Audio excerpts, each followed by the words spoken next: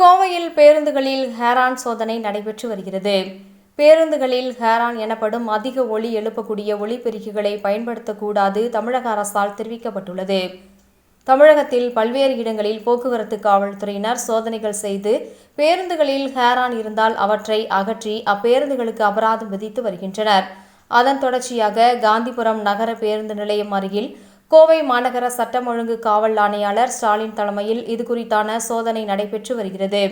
இந்த சோதனையில் பேருந்துகளில் இருக்கக்கூடிய ஹேரான் மியூசிக்கல் ஹாரான்களை காவல்துறையினர் அகற்றினர். மேலும் ஹேரான் இருக்கும் பேருந்துகளுக்கு 1000 ரூபாய் அபராதம் விதிக்கப்பட்டது.